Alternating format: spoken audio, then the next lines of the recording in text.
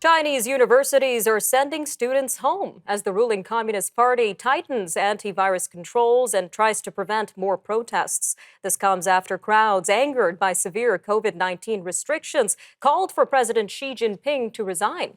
Some antivirus restrictions were eased to perhaps diffuse public anger. Meanwhile, the head of the IMF told the Associated Press on Tuesday that China needs to move towards more targeted restrictions rather than its zero COVID approach. But so far, China's ruling party affirmed its strategy, which has confined millions to their homes. Well, with us now to discuss the situation in China is Dr. Charles Burton, an expert on China and senior fellow at the Macdonald-Laurier Institute. Dr. Burton, welcome back to Forum Daily. It's great to be with you, Nima. Great to have you, sir. So let's begin with a quick overview for our viewers of China's zero COVID policy and the public reaction so far. Well, the zero COVID policy came in because the Chinese vaccines, the Chinese produced vaccines, are not as effective against the new variants, the BA variants. And so while the mRNA vaccines are quite effective and have done a lot of good here in Canada, China has not been able to produce that kind of vaccine technology domestically.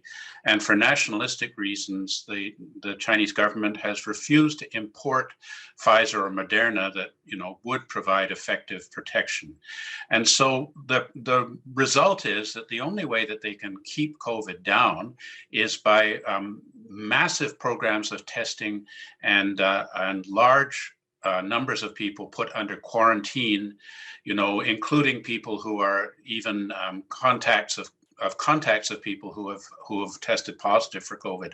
So we've got a significant portion of the population that over the past 3 years has been facing these lockdowns in their apartment buildings, for in some cases as much as 100 days stuck in your apartment, unable to go out. Most of them are for a couple of weeks or a month until they get it under control. The people in the apartments, of course, are not able to go out for work. So the Chinese economy is suffering. And a lot of people who can't get out to work have no income. They can't get out and work. They have no money coming in.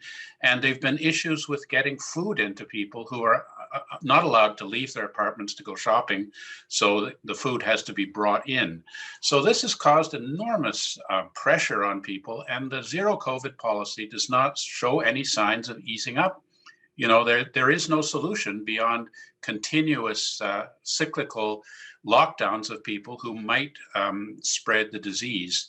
And of course, there's concern that this ultimately will not work out and that COVID will run rife through the Chinese population, which would be disastrous as they don't have the medical facilities to accommodate a massive outbreak of the coronavirus. Now, considering the implications of this zero COVID policy, what do you see as the reasons behind President Xi Jinping's maintaining this policy? Well, he has associated himself with zero COVID and has emphasized that it's the best way for China to show a superiority to other countries by the low death rate. And so it's very hard for him to maintain his prestige as the, penultimate emperor-like leader of China and revoke that policy. So the official media is sticking to it and saying that the COVID zero policy is the policy of the state and will continue until the coronavirus has been eliminated altogether. So how do you see this revolt against the zero COVID policy evolving? Do you see maybe a deeper uprising brewing against the Communist Party, something similar to what we're seeing in other countries, anti-government protests, etc.? It's looking that way. I mean, the current round of mass protests throughout cities in China was sparked off by a tragic incident where there was an apartment building that went on fire in Urumqi, a city in the far northwest of China. And there were 10 families who were locked into their apartments to maintain the quarantine. And so when the fire came, they were unable to leave the building because their apartments were locked and no one could open them up. So, tragic loss of life because of the policy. But I think young people in China are dissatisfied with Mr. Xi's appointing himself party general secretary for life.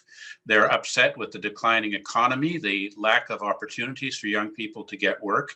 They're upset with censorship, internet censorship, and in general, the inability to speak their minds out. And young people are holding up blank pieces of paper as part of the demonstration to give an indication that, we cannot say what we think, or the Chinese state will arrest us. And, because of the pervasive surveillance technology in China that has, facial recognition cameras all covering all cities, and very strong censorship of the internet and the ability to read social media communications, people really feel that they have no freedom to be themselves. Everything is being monitored by the state. So it seems that the COVID thing is becoming a focus for a wide range of discontent with the Chinese Communist Party's rule.